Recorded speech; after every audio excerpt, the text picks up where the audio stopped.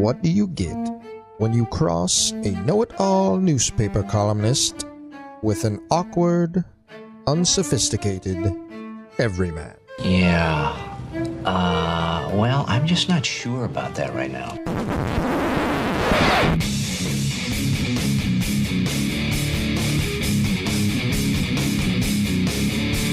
Welcome to Couch and the Roo. Welcome to Couch in the Roo, presented as always by Pure Options Craft Cannabis. If you're watching the Masters on Sunday and you want to be into Rory, but you also need a top five from Ludwig Åberg, you definitely want Pure Options in your system. A lot of conflicted, feelings, and look, Pure Options makes any weekend better, makes any golf tournament better, makes any family gathering better. Go to pureoptions.com, download the app today. Locations in Lansing, Muskegon, Mount Pleasant, Detroit. Great deals going on. You can join their Pure Perks loyalty program and have their deals and events and everything sent right to your email inbox. And that's how I know the latest is going on that affects me at Pure Options. Also, our Monday show presented by our friends at Muskox Quality Flannels.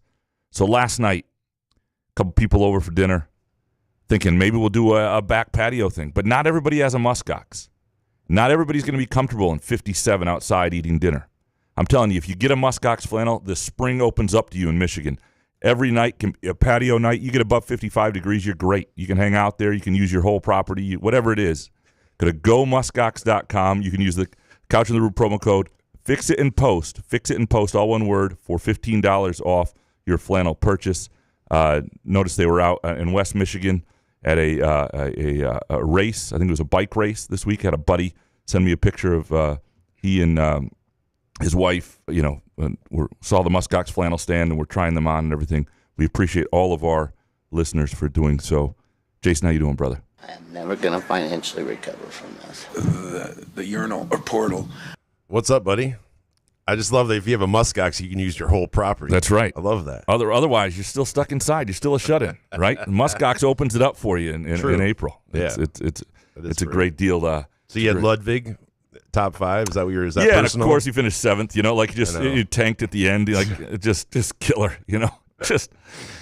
Oh yeah, it's the Masters bets. You can't do that for every single tournament, but for the majors, you can kind of sprinkle around. But maybe next year, maybe we have to, have a conversation about maybe taking a little step back and maybe wait until after the first and second rounds. I think I'm talking into a mirror. I'm talking to myself. But yeah, it was brutal watching my guys. Like I had bets that were still alive on Sunday, and these guys would shoot 6 over for the the last final round. I'm like, oh shit. What's worse is all the bets we gave on this show just tanked. Yeah, but most of the bets I made after that, and then we do the show early in the week, were like, okay, I need to get in on Justin Rose, not just to win, but I had him top 10. And that was still a decent price when he had a round one lead. So that worked out. Rory McIlroy, at a certain point, I was like, I just want to be part of this. And it worked out. And so I won on Rory.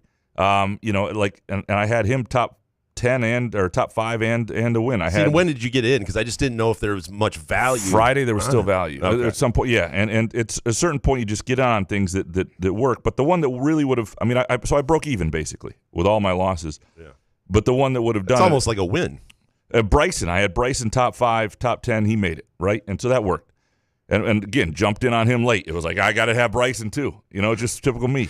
Hearing all of your bets, you have me outweighed big time, though. I thought I had a lot of bets, but Jesus. I actually got lucky that if Ludwig had stayed in the top 5 and not choked down the stretch, I would have had, I would have really done well in terms of guys who because the key for me is the guys who are up there on Friday have to stay up there. Because that's when my little panicky Pete gambling head goes, I got to get it on this guy, I got to get it on this guy. And if those guys fall off, I'm toast. I'm absolutely toast. After 2 holes, that's done. Burn that ticket. Yeah. I know those bets, that's anyway. So, but Rory was pretty cool. And it was amazing. It was unbelievable. Yeah. Are we doing the hot take? Are we getting into it now? Let's do our hot takes. Yeah. My God. I was just telling Jeff Heward, who owns us, by the way, that after the third hole, I was so nervous for Rory. I didn't even have any money on it. I don't think I've been as nervous for a golfer since Tiger Woods. It was absolutely fascinating. After the third hole, after he double bogeyed, he had 4 double bogeys the whole week and still won this tournament. Kind of should have been going away, but had to make it a sweat. But after the third hole, dude, I was watching. I go, I think I would have just curled up in a ball and said, take me out of here. I don't know how these guys mentally, these golfers, with all of the people watching, all of the pressure and everything on the line, you haven't done anything in a major for like 10 years. Everybody's predicting that you win. I mean, to have that mental fortitude, I just don't know how you can't root for a guy like Rory. It was amazing. I found myself in a place that I'm not often in terms of like pulling for an athlete or pulling for a team that is just completely like, you know. I had to put my sports writer hat down for this one. I just had a couple groovy donuts, which I had, by the way, on Sunday. Fantastic. Absolutely, you have to. But no, it is one of those things where you just, and I loved I loved the story arc of the day too. The way he had to battle his demons all the way through the end, including missing that putt on 18 that would have won it. And I love Justin Rose's story and the way he handled it. The fact that he hit the putt on 18 to make that is any other scenario. stressful. Everybody's rooting for Justin Rose, 100%. the 44-year-old, but everybody was not rooting for Justin Rose. That must have been an amazing, weird feeling for him as well. Just like no one's really rooting. And for he him. understood it. He was quoted afterwards saying like, or what he said in the interview, like this is good for golf or whatever. Oh, He understood it. Absolutely. But yeah, for Rory to come back and then play as well as he did on that 18th hole again in the playoff, and the way, I mean, the pure raw emotion of, you know, just sinking to your elbows and your head between your knees on the green there was. Does was pretty anything cool. look more exhausting than winning a major golf champion? Not just the Masters. I'm saying, like, as soon as you finish, all the people, the handshakes you got to do, the hugging, make sure you can see all the sponsors, and even after all of that, the green jacket, you go to the Butler cabin with Jim Nance looking at you like a weirdo, and then you have to go and do a half-hour interview even after all of that. It's just like, holy shit, it's got to be a. Well, I'll say this: the Exhausting. most entertaining thing I saw Sunday, presented by our friends at Xfinity Comcast, Was the Jim Nance 4-hour pre-show before the Masters? No. Oh. Was actually was that and this tweet today. To your point, this is great from a guy named Jonathan Wasserstrom, and it's a picture. It's video of Rory just exhausted, emotional, walking up toward the Butler cabin, you know, just waving to people and crying and going to see his family. And his line above it was, "Me after bedtime every night with two boys under 5." Like Right. that. So I do think there are things in life that people can relate to Rory there. But yeah, thank Sorry, I you. forgot That by the way is most entertaining thing I saw this weekend, presented by our friends at Xfinity and Comcast. You could have given it to me for saying that getting the whole guy is ass. That Because guy they are is pretty ass. much. I mean, come on. We have to be done with the getting the whole guy. Yes. Right? Yes. I don't know. The Baba Booey thing, it still makes me laugh because I'm an old Howard Stern guy. But man, By the way, getting the whole guy. with the Xfinity Mobile Theater, you didn't need to be home to see the greatness of Rory and all the drama that unfolded, and to hear the dumbass getting the whole guy yell it every time. Xfinity's Mobile Theater can turn any place into an area where you can watch the Masters or whatever it is you want in that moment, be it the Tigers, be it a movie. Xfinity's engineers have built an Xfinity mobile network to have super fast speeds on the go, plus reliable 5G where you need it most. That means you can turn the most boring, regular, mundane places, or even while you're listening to this show, into a watch party or a place to stay up on Rory McIlroy. Switch to Xfinity Mobile and get exclusive Wi-Fi speeds up to a gig on the go, now at home, plus reliable 5G. And now, through June 21st, existing Xfinity Internet customers can get an unlimited line, included for a year. Ask how to get a free 5G phone as well. Learn more at xfinitymobile.com. So I also loved how Nance and CBS didn't speak for like 5-6 minutes and just let us hear it. That must have been tough for Nance. Although he's a legend. He does a knows great how to job. do that. Yeah, he's just a goofball. It was really cool. Yeah. It was fun, because like I mentioned, my friend Jordan, he doesn't really watch golf, and he was kind of telling me, he was like, does this usually happen in majors? And I was like, no, dude, this is pretty wild. The way that the scoring was fluctuating, going up and down. Rory up 2 shots, down 3 shots. It was just an unreal final round for a tournament. If you're going to tune into one tournament, and I don't know how many people this will get, sucked into the legend of golf, of how great, this great sport that I love, that people maybe just casually watching now, is that going to be a jump off point for them? Well, I mean, this was Tiger 2019, right? This is the last time we had this sort of moment where you just felt like that. And it was interesting. I got to say, it's pretty close. I mean, no, the recency bias thing, but man, oh man, Maybe I need to go back and watch the 2019 Masters. No, but I think it's there. I think it's there. It has to be. People wanted it so bad, and it was it was such a dramatic finish. Yep. That added to it too, and it was there's so much of Rory sort of conquering who he'd been. It was like my wife had. I mentioned people over because I was thinking about the backyard and the muskox and whether everybody could handle it. I would not probably have people over myself for the end of the Masters. I want to be able to enjoy that. But she anyway. But it's different than like a football game, though. With golf, you do have some time in between to kind of talk, and then right. I think it's a little different. Because I agree with you. But she's asking lots of questions late that are great. I mean, just trying to figure out like what's going on and why this is a big deal and all this. Because we were watching the Western Michigan hockey game on Saturday in the national, and she asked how many units are the because what are they? Because it's periods in hockey, it's quarters. Right. She goes, how many units do they play here? What are we in? And so I was making fun of her on Sunday. I was like, well, there's 18 units in golf. Don't just hang in there. It's How'd that go over? She didn't find it so amusing. It's units. Yeah. Anyway, that's almost the story we're telling, presented by Midtown Brewing Company, but not quite. It was. I don't know. One of the best Masters TV watching days that I've had. I could think of a few, but in recent, all 4 days were amazing. Yeah. It was great. Top to bottom. All right, my first take. I'll give you an MSU basketball one here. Will Wade steals Trey Holloman. It's unbelievable. Look, 3 times in Tom Izzo's history with the transfer portal has he really needed to make a move in the portal, right? There are 3 times that it had to happen. Like, there have been other times where you think, boy, this would help. What's he going to do? All that sort of stuff. 2001, when they get Tyson Walker, they absolutely need a point guard. That's very clear. Don't coach my team. 2022, they need a big man, and they don't do anything. 2025, they need a lead guard, secondary point guard, and when I say lead guard, lead scoring guard, shooting guard, and a secondary point guard. Absolute needs to those same degrees. Like things, and so to this point, Joey Hauser was before the portal. Frankie Fiddler was a nice addition, Zapala a nice addition, but these were not the same level of needs. And so to me, Izzo is essentially 1 for 2 in this situation.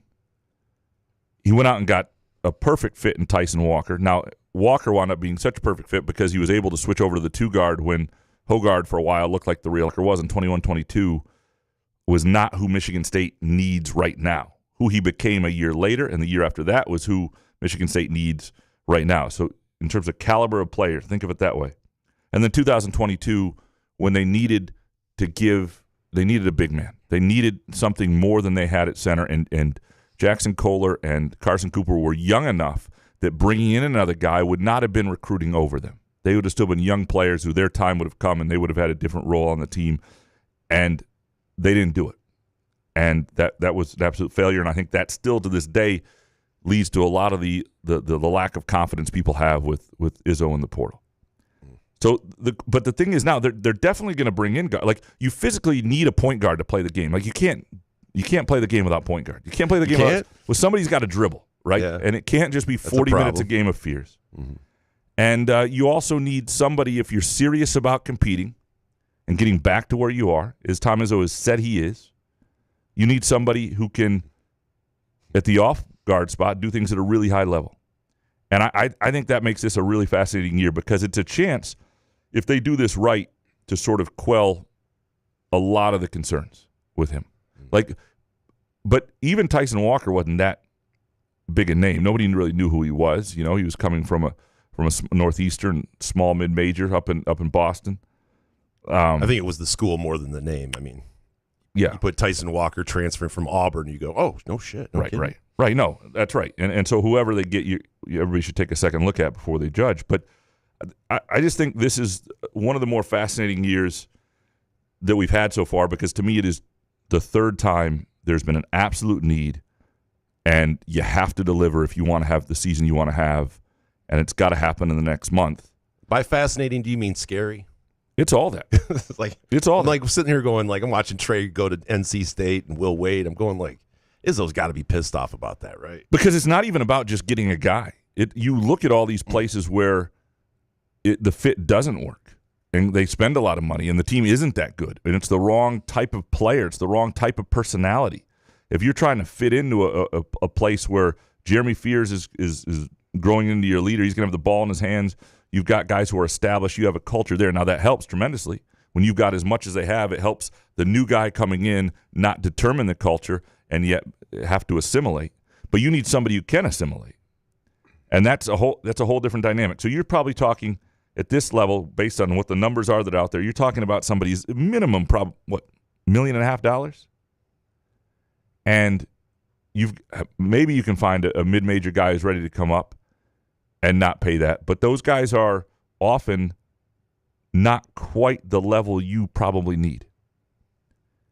Because if you just look at this roster right now, I think there are a lot of intriguing parts. I think there are a lot of possible, like we've talked about it, Jack, some of that in the Auburn game, right? If he becomes somebody who is a true stretch big and becomes more confident and consistent with his interior post moves, he's a heck of a weapon. Cohen Carr, if he takes anywhere near the step he just took from his freshman year to his sophomore year again, starts hitting jumpers at any sort of consistency to the point that people can't sag out on him, he's a whole different player. Jeremy Fears, good offseason, a lot can be done there, and I think he can be a really good player. But there's still a lot of ifs there, and none of those guys, when I look at them right now, do I say that's a guy that is a true go-to guy. And that's okay. They deserve to have somebody around them who is the Jace Richardson type, right? That was the problem with this team this year until Jace Richardson emerged, that Jaden Akins wasn't quite that. They didn't quite have that. And you need that to have. You can have all the length, and they did not. I think the Caleb Glenn pickup is a really good pickup. I think what they have on the wing with Cam Ward is more of a wing four. And you bring in Jordan Scott, the other freshman, who we'll see what he does and how ready he is, and certainly Kurt Tang is an intriguing prospect. But it's a lot of intrigue and a chance to be really good if you can get that other piece, those other pieces, the point guard, the backup, somebody who gives you, can give you 10, 12 minutes of competent point guard play and maybe play off the ball a little too. And then you need a headlining guy. And maybe that's the same guy, but I doubt it. I really do. Those guys are hard to find. And even so, you're taking a risk of one injury and really being, not having a lot of options. There's a guy like, Chauncey Willis from Western Michigan, who I thought, would that be, he apparently is committed to Minnesota today. Those type of guys want to start, want to run a show. That's the challenge with this. Trey Holloman left Michigan State in part. There were a number of reasons, I think, but in part because he wanted a chance to run a show, and he didn't think he had a chance at Michigan State because he didn't think that they would ever give him the ball over Jeremy Fears. I don't even think he thought if he beat Fears out, he'd get would. Really? I think that's a big part of it. Fears is the guy at Michigan State, and I think Trey Holloman wants to run his own show for a year, and that's part of the reason he left.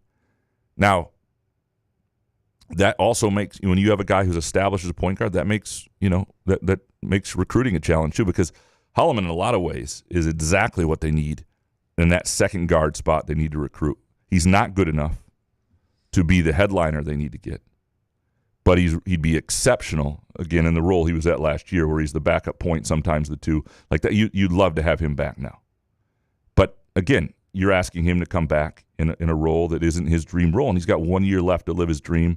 He did a lot for Michigan State. I'm not blaming Trey Holloman for going. I know a lot of people feel a lot of different ways about that. But this offseason, this next month for Izzo with the portal, he's 1 for 2 at this point. Tyson Walker win. 2022, no big man. Total loss. What does he do now? And the position that you absolutely to have any chance of having the year you want to have, the year that you've got other pieces that can get you there, can help get you there. You've got guys that deserve, like Cohen Carr, I don't know how many years he has left at MSU, but he deserves to have the team around him that gives him a chance. You're not recruiting over guys in this case. If you're respecting them by bringing in that level of transfer. Jackson Kohler, Carson Cooper, 1 more year. Jeremy Fears sort of moving towards upperclassman mode, guys who should be able to take a step, but they need a guy. And so what he does here will be, I think, is really interesting, and will be is if they can't deliver somebody this year, if they can't deliver somebody while you have Tom Izzo, while it seems like you at least have a combination of willing donors and obviously the rev share may or may not start here. We'll see what happens there. That's concerning. Like, that should be a draw. Izzo should be a draw. It was for Caleb Glenn. I'm not saying it won't be. I don't want people to. I might have phrased that a little negative. If they don't get it, it's a concern. It's still early. We'll see what happens in the next 2-3 weeks. But this is. But with a guy like Caleb Glenn, he did know Fears, right? So there was that kind of dynamic where those guys had a friendship. So that was, and they went after him hard. Right. That was not like some this guy's still. They thought he filled a need, he filled a role, and I think they were right. I think he can be a big part of something that's really, really good, but you have to have that guard. And they don't have that guy right now, and they need to figure that out. I just wish we knew more about the process. I just want to know more about the money part of it. I want to know what these guys are actually getting. Well, this is the frustrating part for fans. Yeah. Is that we don't, in pro sports, in other pro sports, because this is pro sports, but in pro sports, we understand the terms, right? Oh, yeah. And we don't understand the terms in college basketball. We don't understand where it's going. We don't understand. I'm not mad they're getting paid. I just kind of want to know what's going on, how much Izzo has to work with, and all that other stuff. Why it's so secretive, And we would just like to know length of contract and things like that. Right. How long somebody's going to be there. You're right. How much is somebody working with? I think this is the struggle people have with the Tigers. How much do they have? What are they able to go do?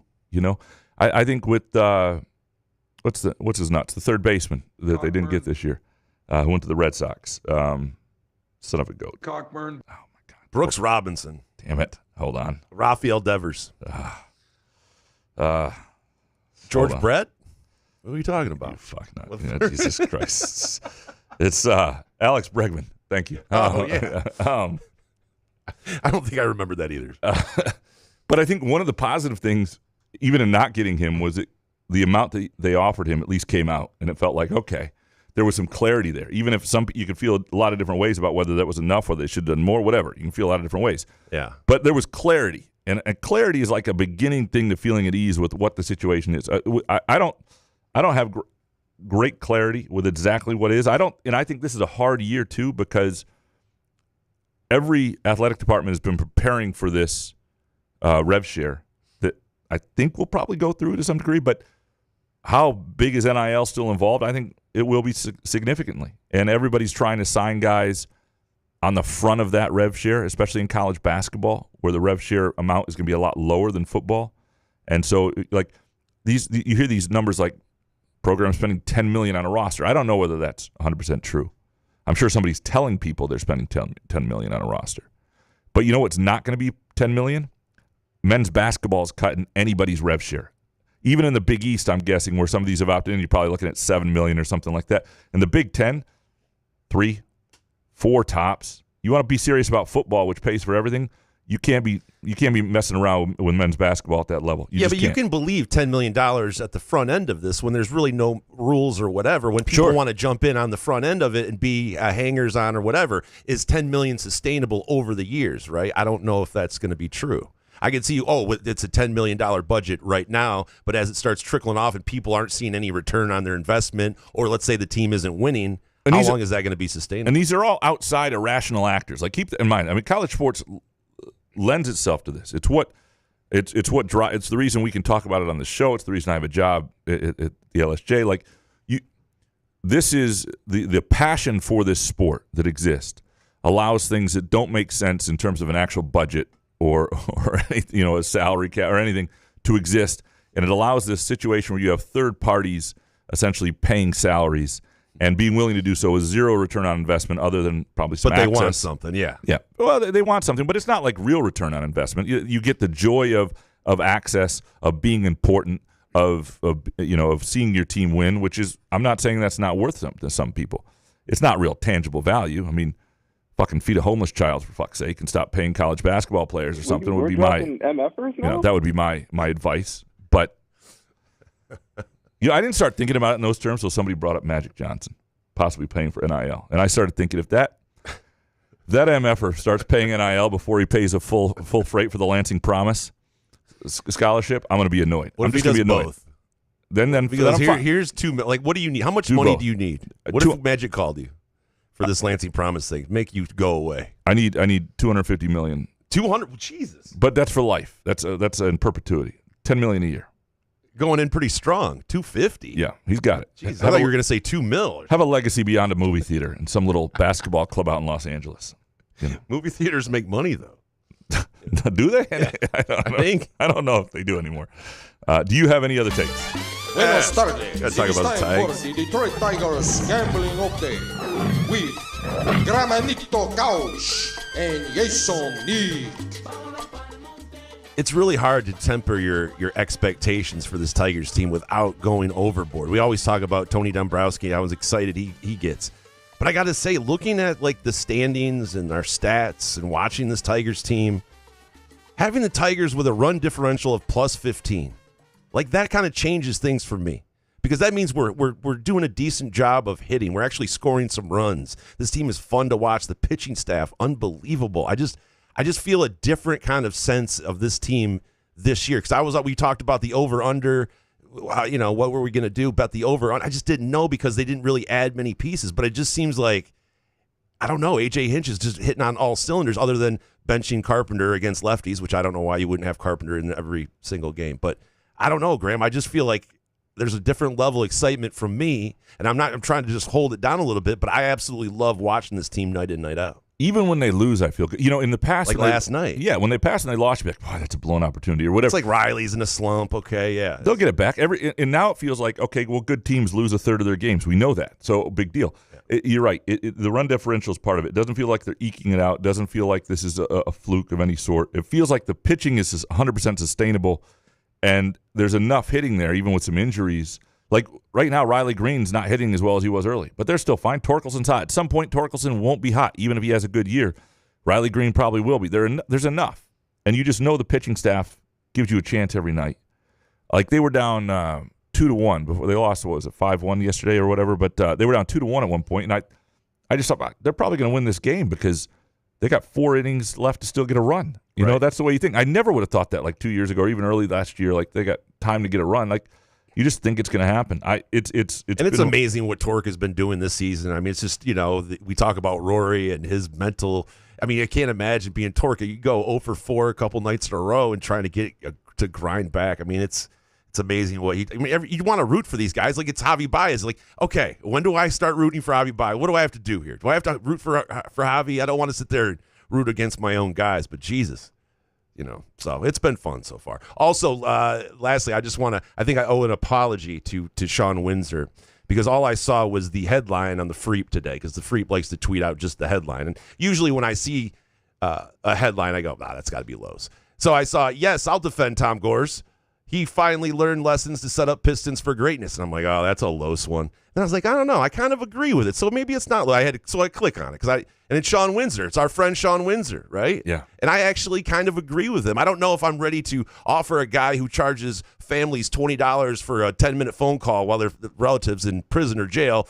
But other than that, I think that we can say that this guy definitely wants to win, even though he watches many of the games from Beverly Hills, I'm sure.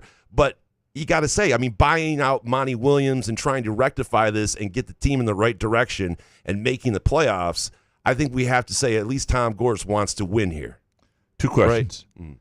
How much did it cost and how many phone calls did you get while you were in prison? I was in jail. I was in jail for 72 days. I was off with good behavior, by the way. It was crazy. I didn't really use the phone much, to be honest with you, but I remember $15. Is how much a was? 5-minute call or something. Wow. It was that coupled with the commissary that you'd have to get and all that stuff. Who did you usually call when you called somebody? My mom, because she had access to like funds and different things. I had to my medications and whatnot. So definitely. But other than that, I wasn't calling my friend Jordan like, hey, what's up, dude? What are you doing on the outside? Had you known Therese? How often would she want you to call? If $15. Oh, dude, Therese would have left me. No. Therese would have. No, there's no way we would still be together. If I was in jail. I mean, unless it was something I didn't do or something. I don't know. But we've talked about it. And I don't. If it was for any length of time, like 2 years or something, there's no way. I wouldn't ask anybody to stick by me. Yeah. Another story worth telling, presented by our friends at Midtown Brewing Company in downtown Lansing. You can enjoy trivia on Tuesday nights at Midtown Brewing Company, a drink anytime you want to catch the Tigers during the day. Great place to just, beg off work, take a laptop even, just pretend you're working, and go to Midtown Brewing Company in downtown Lansing. Great vibes, incredible menu. Love their beer selection, including the American Stout, one of my absolute favorites of all time. Maybe we'll have, the Pistons are playing the Knicks in the playoffs. Maybe we ought to have James on this week. As long as you can contain yourself. I'll keep it in the pants. Yeah, we're dropping MFers now. Yeah. Well, I see you keeping the bit alive on Twitter, you and James. Holy shit. This is a big one. Like, to me, if the Pistons beat the Knicks, James has to come home. He is not allowed. You can't cover the worst team. You can't leave the Pistons because they're so bad, and you can't take him away from his home, take him to New York, where I don't think he's that happy. And we'll ask him that, but I don't think he's that happy. And cover a team that's not as good as the Pistons anymore. You got to send him back so he can tell stories. That would be my take on that. All right, are we ready to dig into these listener takes? Yeah, let's do it. Dominic up first. Number one, every time Couch tries to sell Connor Eargood to me, the more I'm convinced he's a blue wall asset and will soon be joining him and Los at Midtown Brewing for an American Stout while trading Bo Schembechler stories. Well done. 2, wow, Couch. Great interview with Sky is Falling Quinn. Dude has literally said nothing positive about MSU in about 7 years. Stick to golf and cheesesteaks, haircut boy. We are all worried enough about the offseason without guys and dolls dancing on our graves. I hope Dominic didn't have a third because it's not in here. So I pray he didn't, because if I hold on, give me some Hoff real quick. Let me double check.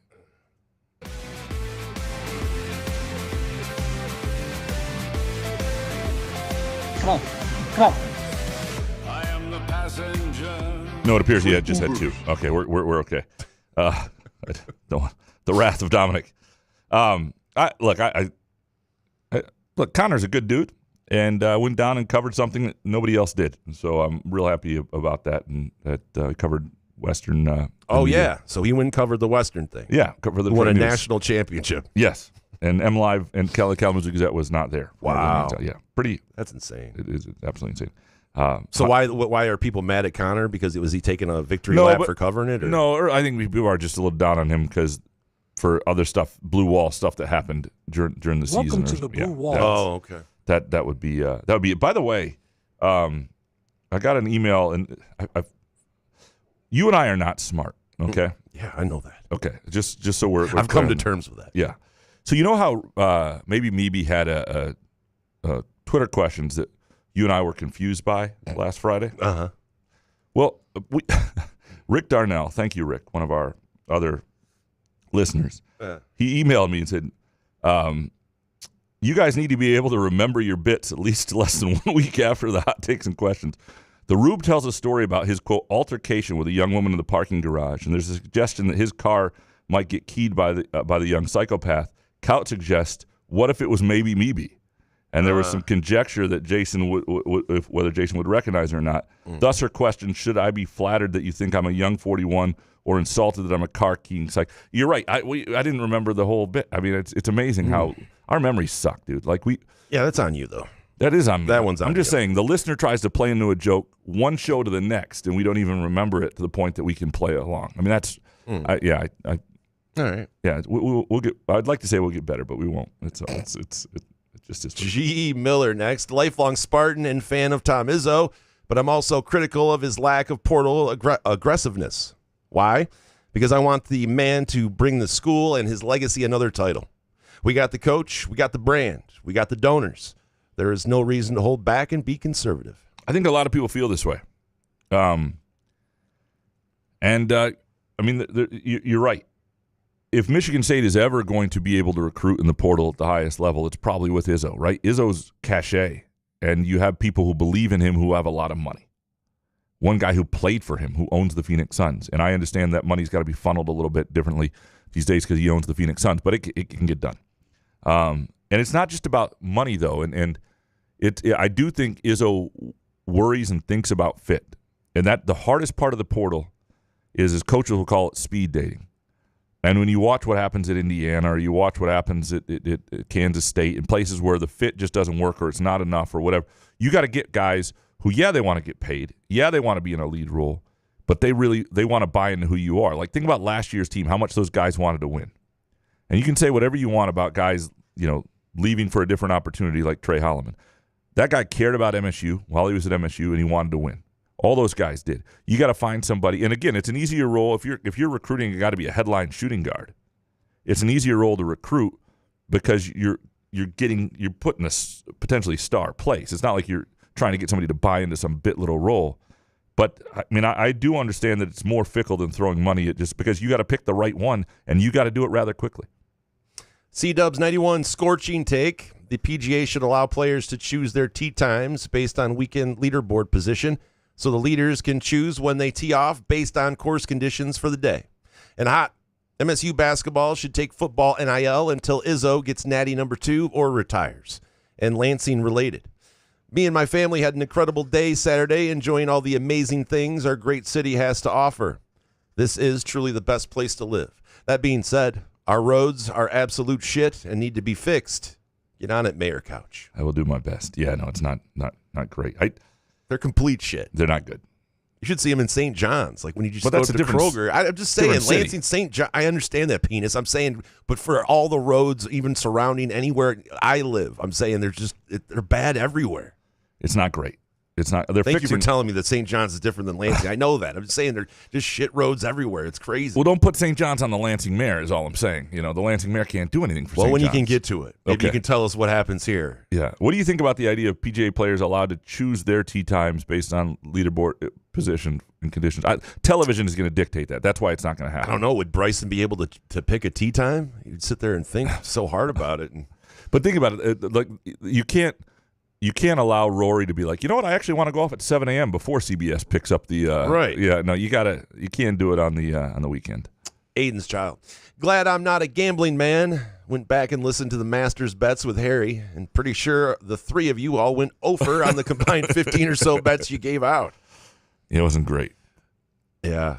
I still feel good about my bets, though. Golf is hard as a MFer to bet, but I still finished at least even. Like we're gonna have to do it differently in terms of the show, because I feel like we could have done it maybe. But you gave out like 9 winners.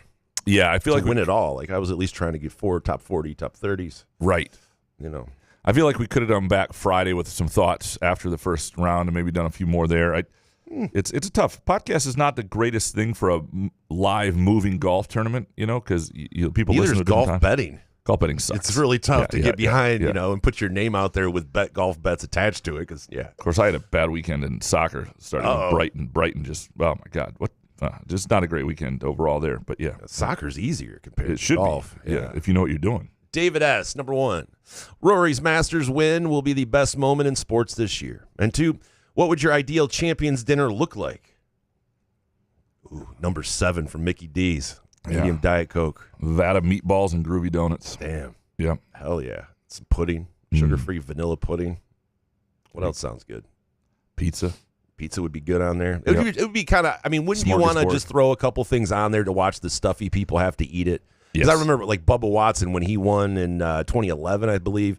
And the next year he had just like a piece of chicken with a baked potato, and everybody's like, what the hell? And I'm like, damn, that sounds kind of good. Like, that's kind of the meal like I would like. And I like a nice piece of grilled chicken breast. It's a real slot bucket for people. Yeah. Just make them, yeah. Yeah. TC Brunzi. If you watch the Masters, make the case that there is another sporting event that combines that much tension, skill, drama, and history and player personality. You can't. Not when you get that one. Not when you get 2019 or 2025, right? But the Masters any year, though. To watch someone's life changed, it's... Yeah, you can get somewhere there's not a lot of drama down the back nine. It's not as fun. But still, when they win, whoever wins, your life changes forever. Well, and golf lends itself to this, right? Because it's a slow enough moving sport that the drama builds in a time that you can still tell stories. Let's try that again. Fix that post. Yeah. Cockburn. You can tell stories around it as it's developing, and you can bring people in. It's a great storytelling sport. It's similar to baseball in the sense that the broadcaster really matters, because you got to have somebody who can put you there that you enjoy listening to. It's why like Benetti with the Tigers is so important now, because it's not just that they're good, but you just like listening to them, and the broadcast is just so much better. You need that in golf, and yeah, but you're right. Did you notice the camera some of the angles, like you couldn't see the ball with the mat. Like I was like, is there a Well, 'cause reason they're the cameras are kind of weird? They're doing that whole thing like they do in the NFL now. I don't like it with this. It's almost like a permanent rack focus where everybody behind is blurry, and it I'm okay with that, but it just seems like some of the angles to see the ball, like even the announcer, I forget his name, Ian Baker Finch maybe, that thought there was a great drive by DeChambeau and it was in the bunker. And I was like, really? I thought so too.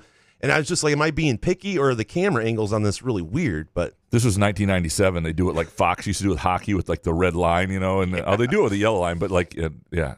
I guess they used to have a little thing on the puck back in the day. Didn't they try that in the 90s? Yeah, people did not like it. Oh, my God. People were pissed. Kevin from Rochester Hills. Number 1, in his prime, Tiger would have won this Masters by 10 strokes.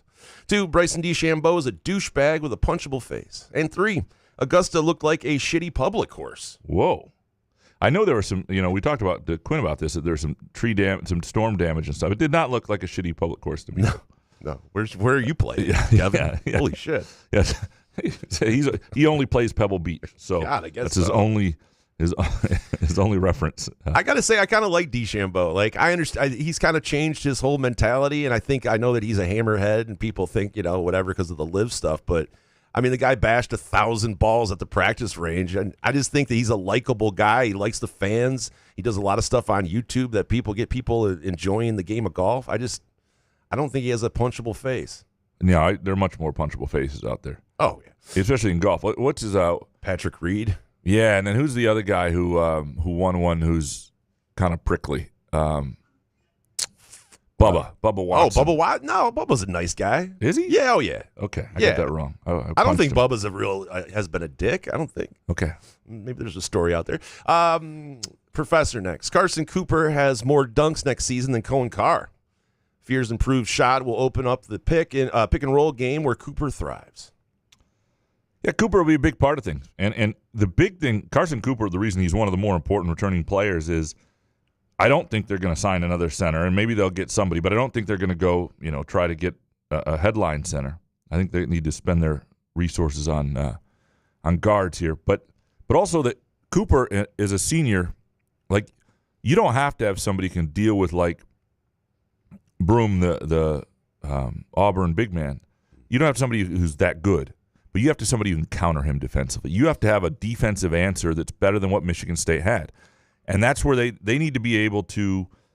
And they did okay this year. They were that wasn't the reason they lost a lot of games, but when you're talking about that next step, because the Big Ten didn't test them to that next step. They were the best team in the Big Ten. They're the only team that get to the Final Eight, right? I mean, the Big Ten was good, but didn't have those top 4 level teams.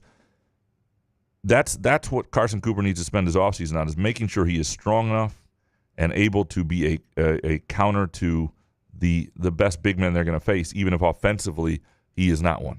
So Cooper, dunk or nothing. Is that what we're saying for the next season? No, you'd like to see a guy like that develop a little jump hook that they could rely on because he's never going to be double teamed. I would love it too. Yeah, I mean, you'd like to see that. Yeah.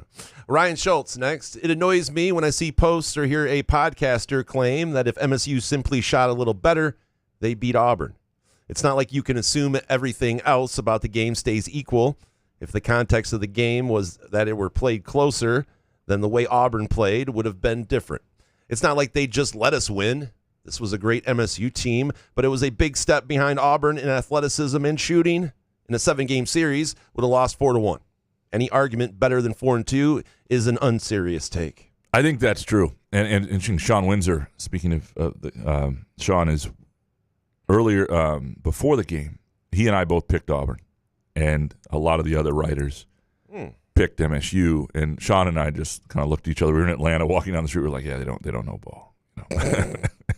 Were you guys at like a table? Were you guys all announced in front of each other? I mean, but he knew who sent, because it was the Free Press writers and other. So everybody kind of did it on an email. Yeah. And I hadn't seen their picks before they went in, but I just had a feeling. I think I had 8 points or something like that. Who did Los pick? It's a great question. He probably picked the devil himself or something. I don't know. Somebody else, the third team. I don't know. It's a good question. But you're right. If 4-1, 4-2 would have been that series if they played a best of 7. And because grit and all the things that Michigan State, Michigan State had a lot of talent too, but at that level, what Michigan State had was grit and defensive stick-to-itiveness. But that, again, maybe you get in a one-off, you win that game. You get lucky. but more often than not, you're not going to. And you don't want to set up a season to hope you get lucky as the lesser team, right? You want to be the team that would win 4 out of 7 and then would be upset if you didn't. And like, be Michigan State hockey. Don't be MSU basketball in that setting. And I know MSU basketball went further and MSU hockey was frustrating, but like, if you get upset, bad things happen. But you gotta try and put a roster together that puts you in a different spot.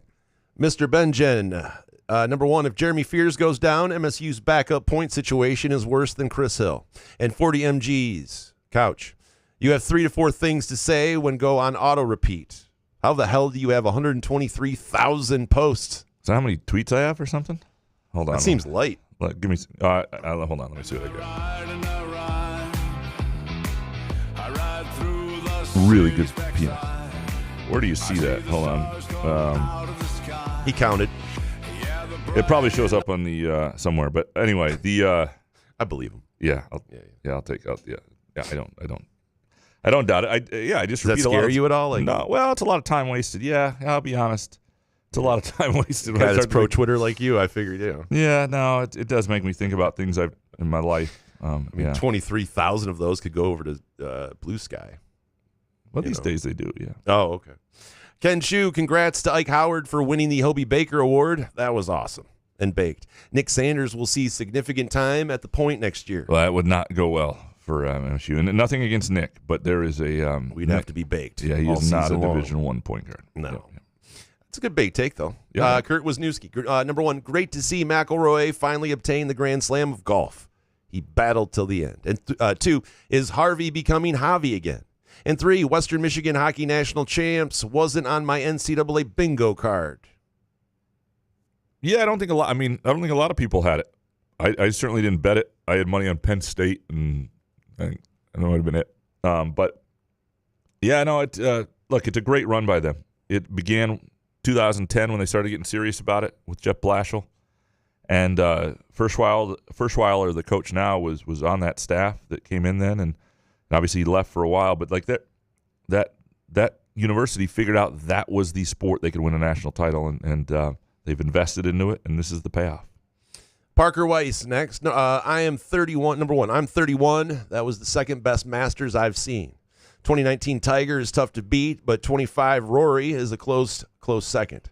The whole tournament was massively entertaining. And 2, happy for Western winning it all. We have the Hobie Baker winner and the best goalie back. 26 is natty or bust for MSU. And Bake Take presented by Pure Options.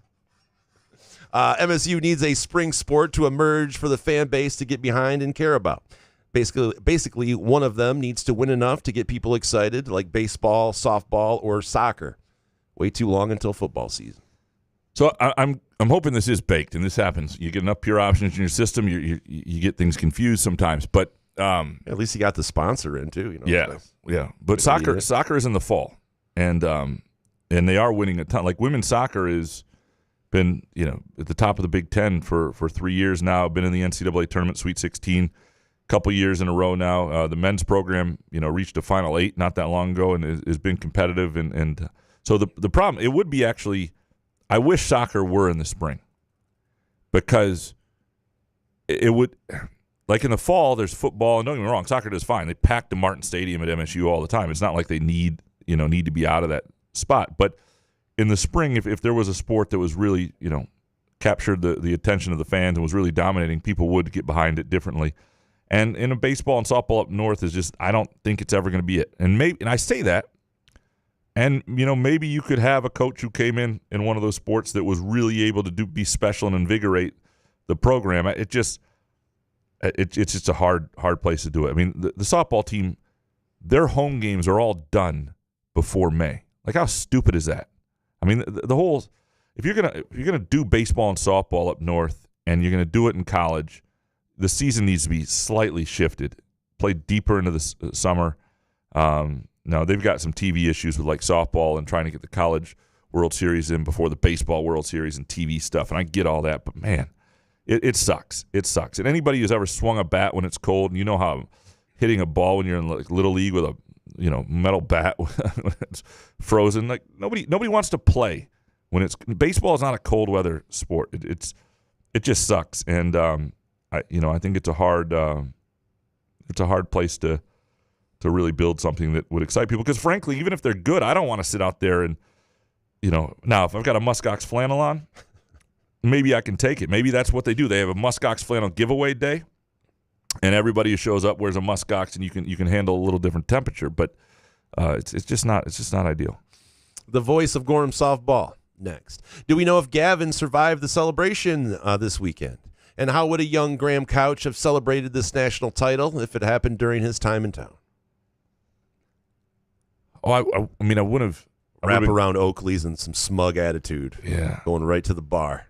Well, I was covering you and Russ Eisenstein. I did. That's how I was with him. I told you when I got kicked out of that bar. Yeah. Well, I was trying to. People need to hear that story real quick. Yeah, all right. So Russ Eisenstein used to be the play-by-play guy for the University of Ohio University, not Ohio State, the real Ohio University. Yeah. And it was for a long, long time. And because even back when I was in Kalamazoo, and we were sort of acquaintances and through mutual friends.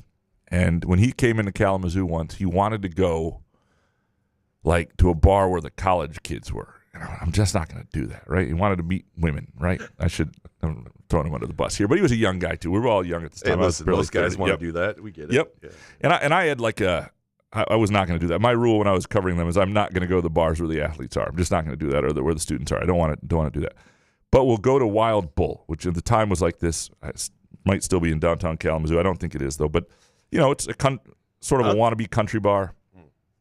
Anyway, we go there, and he's having some success at the bar talking to a young woman. And this guy in a giant, I think it was a rabbit costume, comes up to him and the woman and totally distracts the woman and takes, everything, all the game he had was gone immediately, because who wouldn't be? You had a giant rabbit coming up. So I smack the giant rabbit in the back of the head and say, hey, man, back off here. What's up, bro? Yeah. And apparently this was like a part of Wild Bull's, I don't know, it was like a restaurant-sponsored mascot at the time. The guy had a long day in that costume, and he just took the head off, and it was basically like, F you, you're out of here. What do you, I'm not putting up with this shit. He broke character? He broke character. He took the head off, yeah. And then the bouncer came over and basically escorted me out and just kept pushing me in the back with his pointer finger as I was leaving and everything. And I didn't mind leaving. I didn't really want to be there, and I didn't mind going somewhere else with friends. And I've never been back. But I remember just the guy was pushing me in the back, and I'm not somebody who's litigious in life. I don't threaten to sue very often. But I told that guy, if you push me one more time in the back, I'm going to fall so hard, I'm going to own this bar.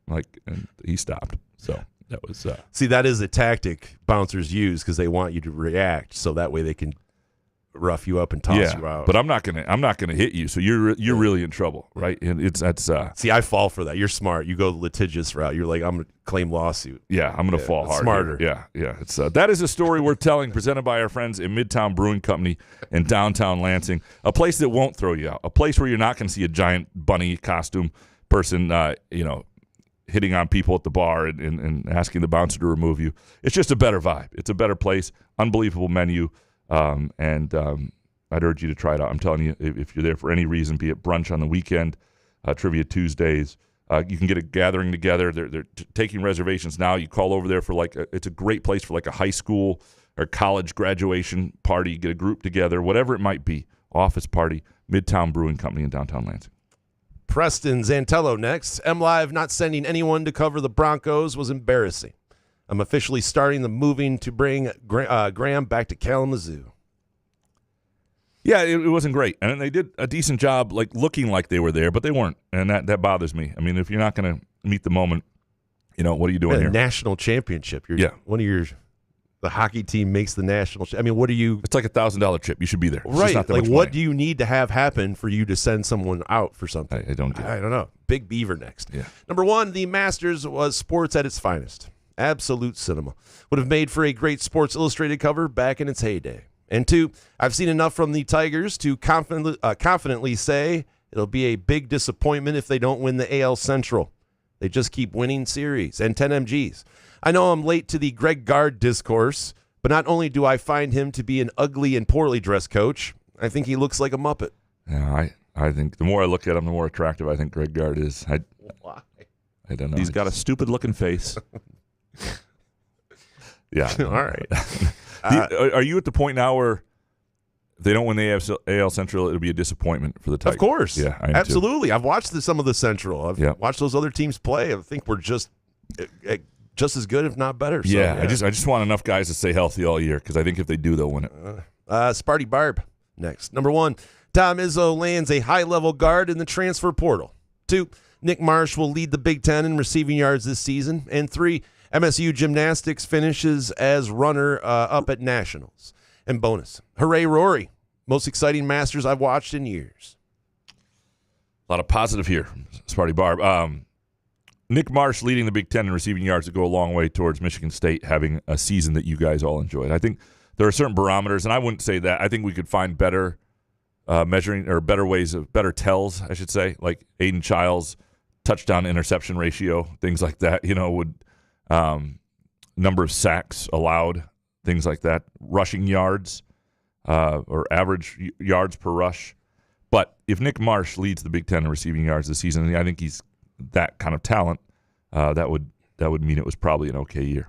Pablo Ciccone next. Number 1, I just found out Rory is 35. That's insane. I feel like he's at least 45. Good for him. 2, who leads MSU in tackles this season? And 3, on a scale of 0 to complete dog, where is Elijah Tao Tolliver? And this is hype video speculation, he says. So I have no idea who leads. I mean, leading MSU in tackles is hard for me to know. Tao Tolliver, Elijah is I need to make sure I pronounce his whole name correctly, but which one do you have wrong? Tolliver sounds easy. Elijah sounds right. It's the Tao part. For people who don't know who he is, he's the running back transfer at Michigan State from Sacramento State. And I haven't really seen him. I've seen the highlights of him. And I will never underestimate the possibility of somebody who's been overlooked at a running back after the Kenneth Walker situation. I will also never expect anybody to be Kenneth Walker. Unfortunately, that makes the span of what somebody could be just immense. You know what I mean? Like, because I will never, ever forget, in terms of like sports memories, where were you? What do you remember about that first 75-yard run by Kenneth Walker at Northwestern and the way he got around the corner and took off? My whole outlook for that season changed. I was sitting next to an Indianapolis Colts scout. It was, that was just, you just knew right away. It wasn't like that was like some fluky, well-blocked, poorly tackled run. It was like, holy crap, that guy is different, and there have been very few moments where that happens in sports. So I would not put anything past any other running back who's been to do something like that, but I would also never again expect it because it just happens so rarely in life. Aaron Lunecki next. This was the most satisfying Masters since 2019. And it could have only happened one way with Rory fighting himself. And bonus, the Masters is the unofficial start of spring in the Midwest. Oh, yeah, it is. And hot. Jim Nantz is a Hall of Famer, but the man tries to make everything the moment. It gets tiring. But that's golf. Listen. Yeah.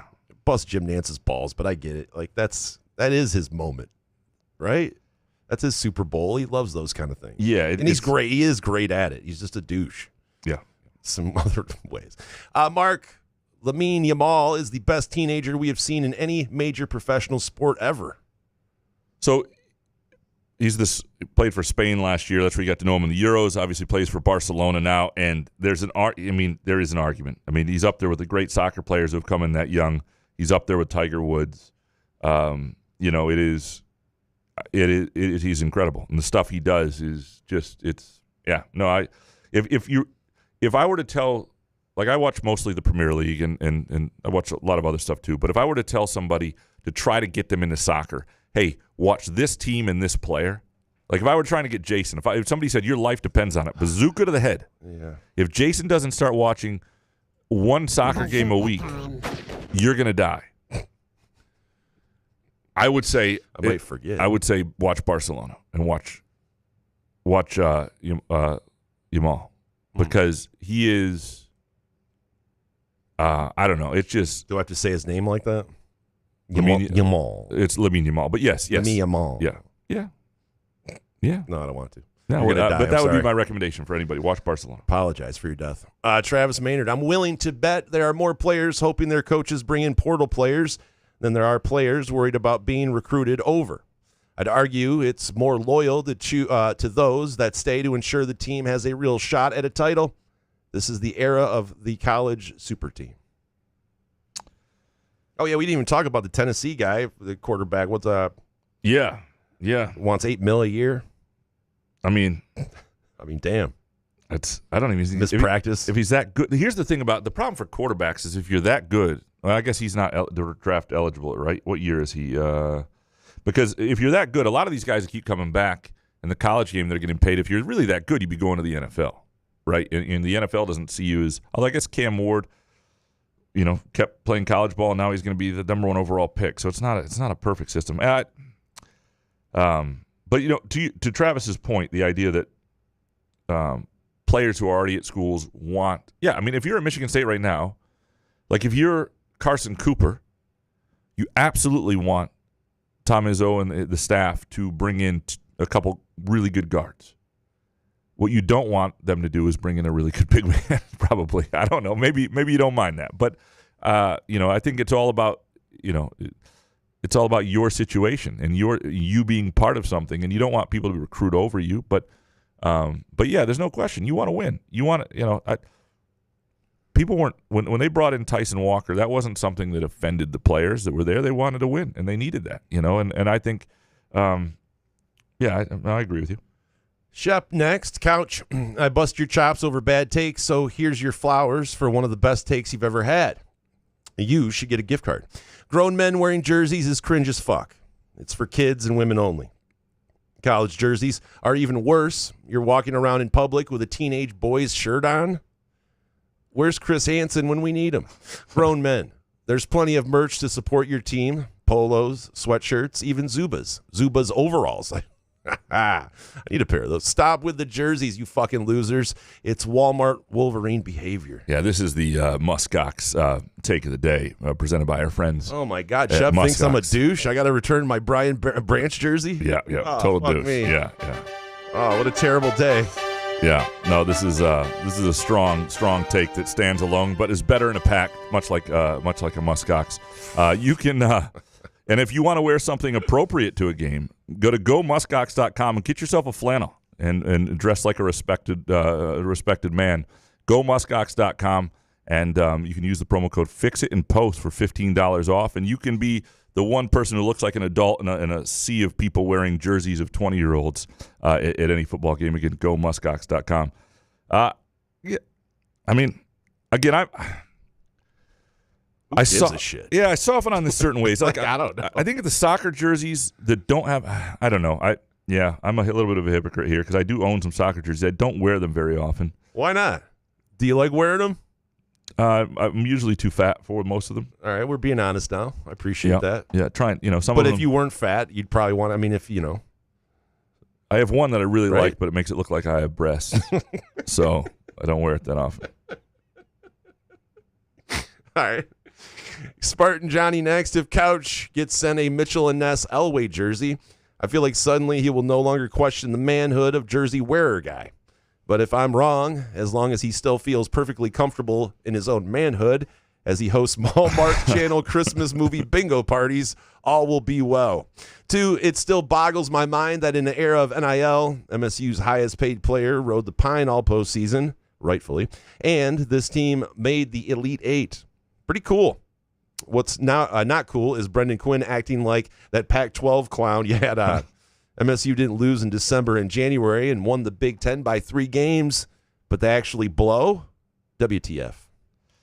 Yeah, this one here is the most entertaining take of the day, presented by our friends at Xfinity Comcast, because you can get the Hallmark Channel, by the way, on Xfinity Comcast. It's where I watch all my Hallmark movies.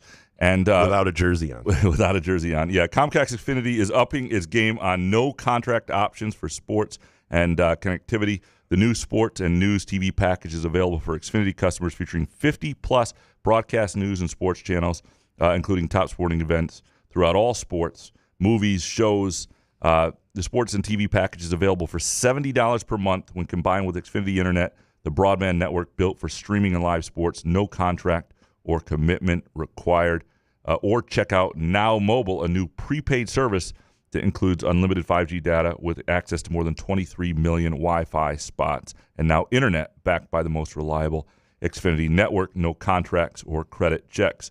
No credit checks, always good, Jason, right? That's sorry. I have good credit now. Check it all the time. Go ahead. Back in the day, no. 10 years ago, don't check that. Yeah. No, historically low. I do have an Elway jersey. But that's different, though. That's a guy like when we grew up, right? Yeah. An older guy, a legend. Like you can, I feel like you could still wear a Legends jersey. So I bought it when I was 16 out in Denver. And it's still too big for me. I wear it I've worn it for Halloween a few times when I went as like Elway or something with giant shoulder pads. How big is this thing? It's way too big. I went through this phase when I was 16. Anytime I spent money on a shirt, but you remember back in the 90s, everything was a little big anyway. Yeah, that's true. But I feared outgrowing things. If I spent my own money on something like an Elway jersey, I was like, I'm going to be too big for this. And because at 16 you'd been growing your whole life. Well, guess what's happened? I stopped growing. I was like 6'1". I've grown like an inch, and so you thought you were going to be yoked. I just thought you're making way for muscles in the future. Instead, I got fat. I didn't know. I didn't know what was going to happen. Yeah. Spartan Frank, big thanks to you and Rube for the constant enjoyment your show brings. Had a wild couple weeks with my girlfriend needing an emergency appendectomy and having complications. Y'all helped me get through it. Appreciate you. Jesus. Hope she's all right, man.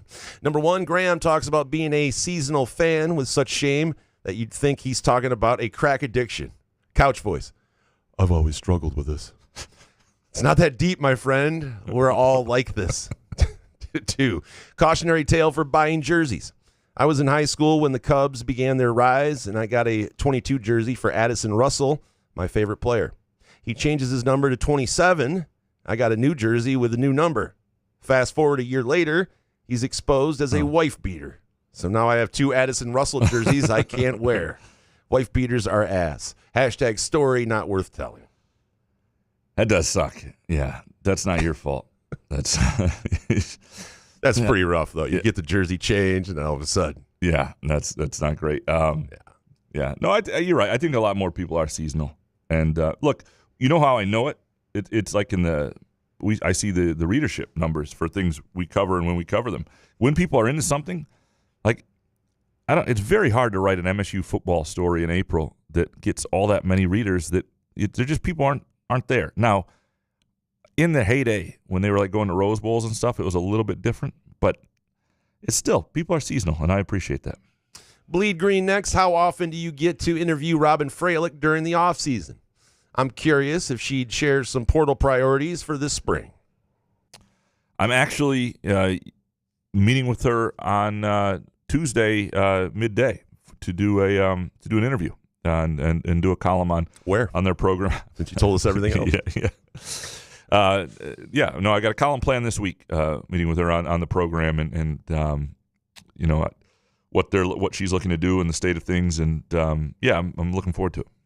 Spartan 231, when will Izzo's next media day or press conference be? Doesn't he normally have one to conclude the season, or is it different now because of the urinal? And bonus, which is more prestigious, wearing a Masters green jacket or a muskox flannel? I mean, the urinal or portal. Yeah, it would be pretty sweet if what about a green muskox, like a Masters green muskox, I like that. Dude? I have a green muskox, but it's not quite the Masters green. Maybe that's the next phase. Can they not use? Is there like a trademark on the Masters green? Like, dude, I'm thinking I might need a muskox flannel Masters green. I like it. I like where we are. Brad, let's talk, man. Yeah, the next Izzo's next media day or press conference. I don't know. My guess is it'll be after the roster gets sort of organized, because right now there'd only be so much he could say, and he usually does one toward the end. He hasn't always, and the portal has sort of changed it, because he would have done one by now or about now if the portal wasn't existing. But instead, you're still building the roster, right? It's different than it was 5 years ago or whatever. So my guess is he'll have one, but it'll be after things are a little more set in stone. DMB number 1, Mel Tucker would have gotten the Todd Golden treatment if he won more football games. And 2, a massive MSU football season for Jonathan Smith. Miss another bowl game and you completely lose a fan base. that has grown increasingly apathetic. Beat Michigan and show growth, and all is well. Yeah, I do think you need to people need to see progress, and that's without question, because in the portal era too, you don't have to go from 0 to 60 in one season, but you've still got to show growth, and it is easier to fix something faster. And so you need to be a team that just doesn't look like the team looked at the end of last year, right? That's what you're looking to avoid, and we'll know it when we see it. Everybody will know it. It's somewhat about the number of wins, but it's more, the number of wins is always partly dictated on the opponents and who you're playing and where, and that you can have a season where a 6-6 is as good as an 8-4 team, but we'll know it by how it looks. And to the first part, it would have been very interesting if Mel Tucker was coming off a 10-2 season and people were as high on him as they were after 2021. I don't think at MSU he would have survived it. I don't, because at MSU has the history MSU does. I think there are a lot of places where he would have, and I think at MSU 10 years earlier he might have. Yeah, we don't have enough time for all of that. Scotty Green's El Camino, number 1 with the basketball team's run in the portal shit. I haven't talked much football. I have no feel for how this offseason is going, like zero. No spring game, not a lot of updates. Huge season for Smith upcoming. You got anything encouraging, Couch? And 2, the Masters was amazing because of the course and players, not all the bullshit pomp and circumstance. It's a fucking golf tournament. Everything has to be so dramatic, and they're fucking fans, not patrons. I'm lucky enough to have been there years ago too. Jim Nance needs some pure options.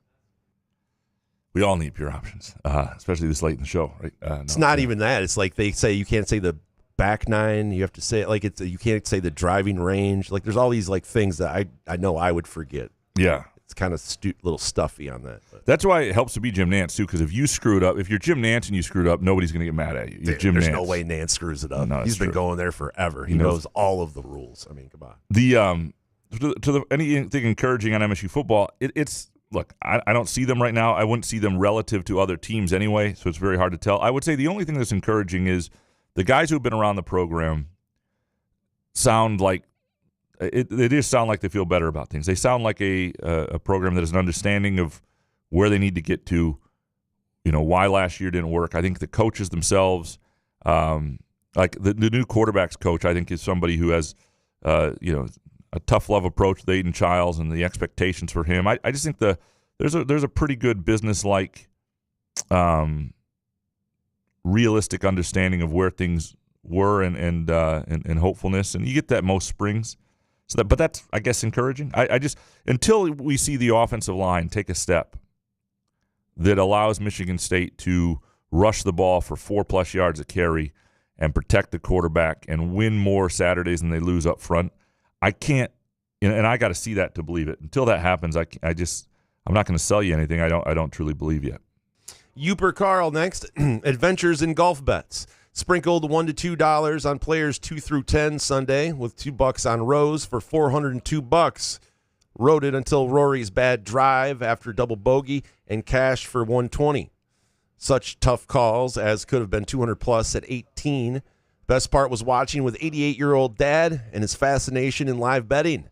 Crazy world. Yeah, I can imagine in your upper 80s, you're like, wait a second, what we're doing here? What are we doing here? Yeah, let's respect to your dad for getting into it. A lot of people, guys his age, are just like, I don't know any of that stuff. Yeah. Oh shit! I put 7,000 instead of 70. Hold on. Have you ever asked anybody over 60 if they have Venmo? Their fucking head explodes. Shout out to your dad. Yeah, that's awesome, you Carl. Yeah, and sounds like you great got bet too. Way to cash out. Yeah, it sounds like you've got a better system than we should have you on next year, Uper Carl, on our pre. Shit, next week. Yeah, right. Yeah. David Jackson, knowing that an online casino might simply void out a large winning bet is chilling. Hot take. That shit can kill an industry. And bake take, add a combo guard who doesn't suck, and the Spartan men's basketball roster will be every bit as good as last year. MSU is still the top dog of the Big Ten. So what David Jackson's pointing out, there was a story out of Chicago, I believe, where a guy, he had some March Madness bets that apparently were voided because they were obvious bad line or whatever, but they were one of them was reviewed and went through, and it was like he didn't know they got voided because it happened just before tip-off, and then he would have won like $400,000 and didn't win. And the obvious bad line stuff is a cop-out from a lot of sports books. They do it because, well, sometimes they just have bad lines that you jump on. The other day I saw one. And they don't like to lose. They don't like to lose. Yeah, That's but right. they don't really have much sympathy when you're like, well, that was obviously a bad bet. Why don't you give me my money back? They don't seem to care at all. And they have all sorts of strict rules. Like I lost. I was betting on a French soccer match where I was betting a goal scoring props, and it was a long odds because the guy had like $10 on a guy to score 2 or more goals, and he did. And then the Marseille fans, because they were so angry at the situation with their club, started rioting, and they had to abandon the match. And because the match was only played 70 minutes instead of 80 or whatever, the book canceled the bet, and I lost a couple $100. Just so that shit happens. All because of hooligans. Soccer hooligans. That's yeah. And a lot of sports books, if you're like a sharp bettor, they'll ban you too, or they lower your limits to a point where you don't want to bet anymore. So there's a lot of that stuff out there. Yeah. Thomas, I don't know enough to provide any analysis, but I've had more fun watching the Tigers this year than I have in a while. And bonus, happy for everyone having fun watching the Masters, but they really got to have another big sporting event this time of year for those of us who can't stand watching golf. The problem is, there's like the Champions League soccer. Like, what else do you what do you like? What do you need? You don't like golf? Oh boy, here's soccer then. Well, but I'm saying, Jesus. Football's done. You can't have football now. The UFL. The NBA playoffs are starting this weekend. The Pistons are in it. Yeah. There's that. Yeah. The Tigers. Yeah. Chris, between both men and women's basketball, hockey, and now gymnastics, Alan Haller has the MSU athletic department absolutely churning. Thursday night can't come soon enough, where I think MSU has every chance to advance to the finals in a tough bracket, especially with LSU and nemesis UCLA. And Baked, can't believe Graham managed to work in his favorite Izzoism, Tom not understanding what white elephant means, into a column about women's gymnastics. Never change, Graham. Well, because the associate head coach, Nicole Jones, she kept talking about the elephant in the room and how they had to kill the elephant one bite at a time. And I was like, Jesus, this is very violent. Back to the white elephant in the room. So they don't want to deal with the white elephant in the room. A lot of elephant in the room stuff going on at Michigan State. Well, it was a fun story to do. That is Thursday night, by the way. Michigan State women in the national semifinals in Fort Worth. That'll be on, I want to say it's ESPN 2 at 8 o'clock, 9 o'clock, and that range when they're and if they get to the final, it's on Saturday, which will be the final 4 teams all at once. Really cool story. Their rise from where they were a decade ago to now is pretty incredible. Alan Perlstein, congratulations to Marcus Bingham Jr. and Hopel Tel Aviv for winning the Euro Cup. Heck yeah. See, there's money to be made post basketball for all these guys. He doesn't even have the right thighs, and he's still making money. And we've talked about this. Marcus Bingham Jr., that was always How his much issue. money is he making? Let me see if I can find it. Let me see. No, if you they don't. have a contract. No, give me some off. All right. Hollow sky, it looks so good tonight. Come on. I am a passenger. He's got a stupid-looking face. He got it! My window so bright. I see the stars come out tonight. Cockburn. I see the Cockburn. bright and hollow sky. Cockburn. Over the city's ripped back sky. So I'm going to try and find this. There are a couple places that usually have some of this stuff. It's not always there, but you can find. I mean, it's yeah. So yeah, but yeah, he's probably making. I would guess he. Oh, here we go. Here's no, that's. I don't know what it is. Get back to us. My guess is like at least $400K. Richard Kane, number 1, not sure a guy has ever choked so much and clutched up so much in the same round as Rory McIlroy.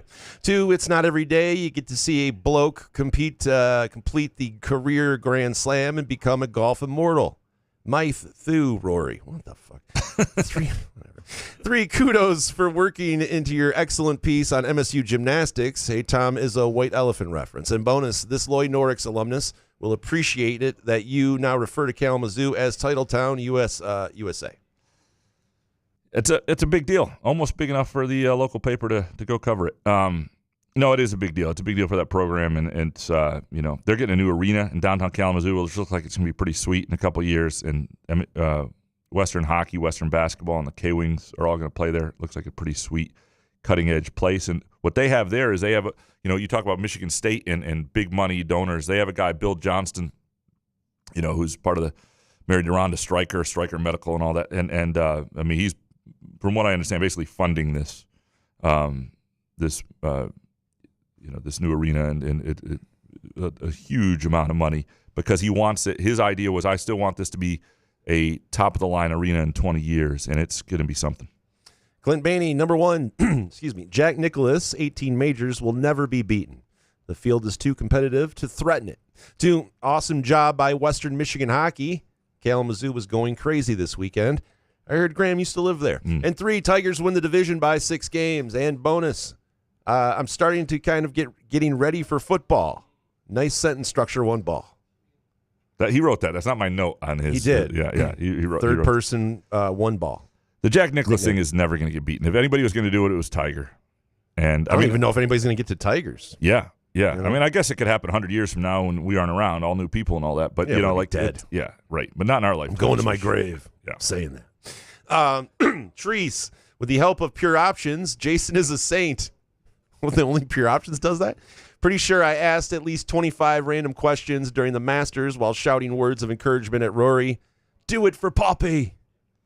This is why Pure Options is so great. It turns anybody into a saint. That should be their motto. I can only be tolerable though if I have Pure Options. Apparently, yeah. While she's firing questions at me. What sort of random questions is she? Anything and everything. Okay.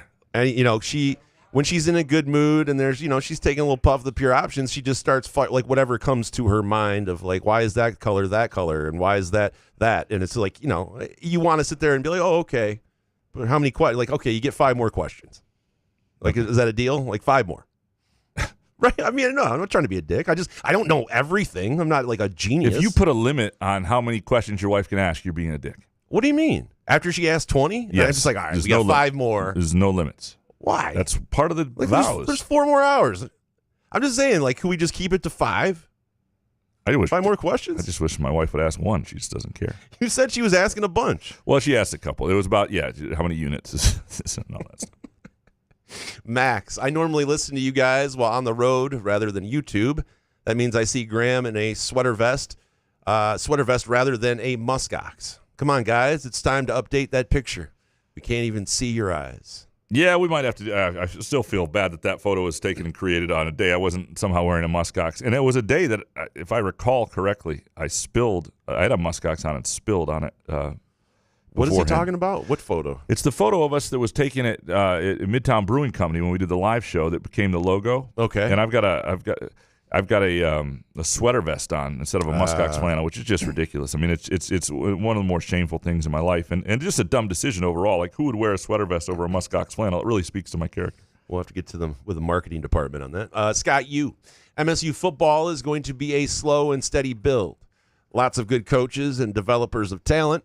The reason it won't be fast is the trenches are so hard to overhaul in the portal. Patience isn't fun, but years 4 and 5 will be high-level football similar to D'Antonio. And bonus, college basketball foul solution. Once a player has 4 fouls, all fouls by them after that is an automatic technical foul. If you had one earlier in the game, gone with 5 fouls. If not, then the 6th is the second tech and ejection. Okay. So there's a greater penalty for a foul when you get to your 4th, and then you're gone at your 6th. Right. Yeah, I think the best way is just have one guy and get to 6, or just go to 6 overall. But one guy goes to 6, just gives coaches the ability to breathe easier and let somebody play more with 2 or 3 fouls at certain points in the game. Couch on fire next. NC State seems a bit odd. A.J. Hoggard started 31 games last year and averaged 9.6 points and 4.6 assists in 26 minutes per game. Expect about the same for Holloman. Bonus, Will McGinley, Golf Channel, talks nonstop about Spieth winning the Grand Slam at the PGA. Highly doubtful. So, I don't know what will happen for Hoggard. I think he'll have an okay year, but the players usually are who they are. A.J. Hoggard at Vanderbilt was who he was at Michigan State, largely. And I think Holloman will be who he is. And But I also understand why these guys are looking for something new at a certain point, or are chasing a hope that there's a little more in them, or they can have that big year, or they, whatever. I mean, I don't.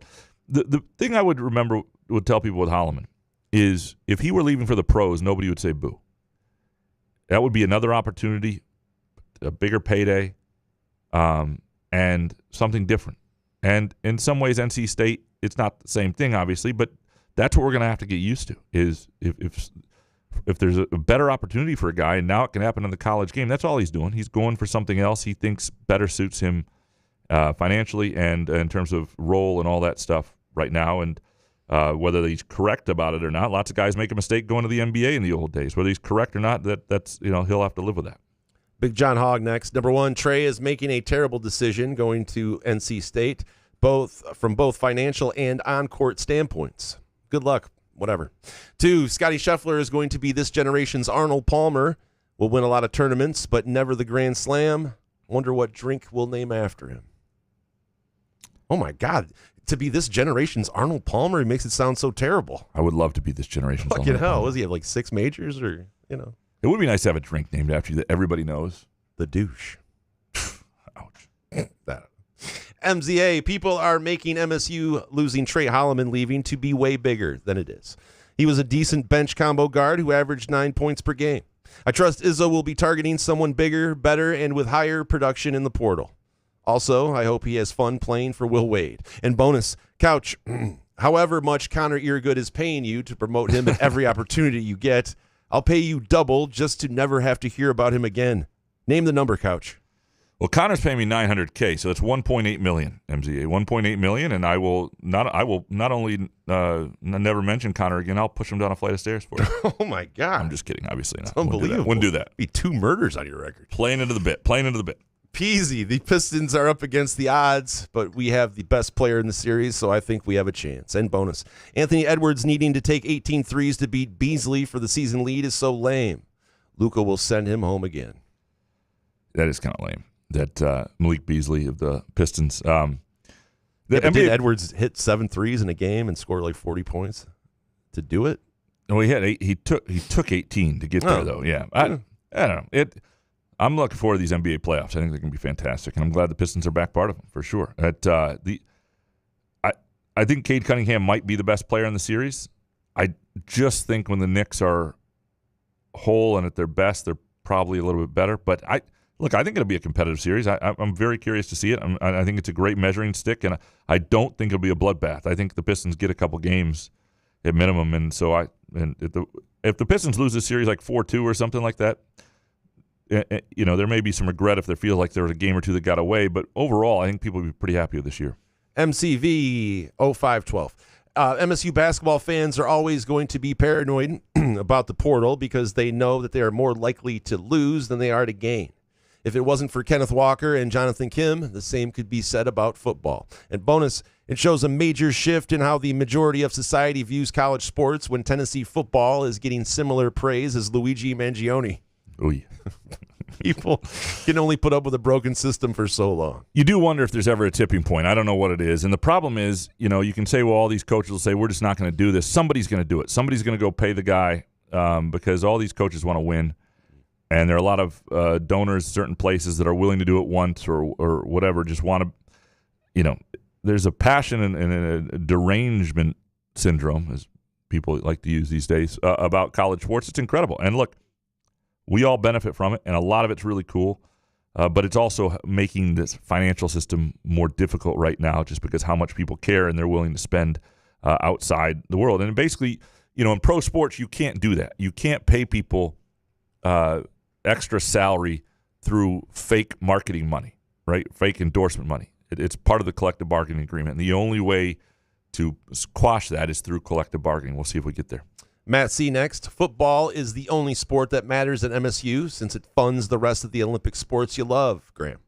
Without it, they don't exist. Therefore, MSU should be investing in the football program first. Then if Smith turns it around, the pie gets bigger for the other. 2, the MSU fan base and their loyalty are the most underappreciated in the country by university leadership. They strive to make the game day experience awful in football.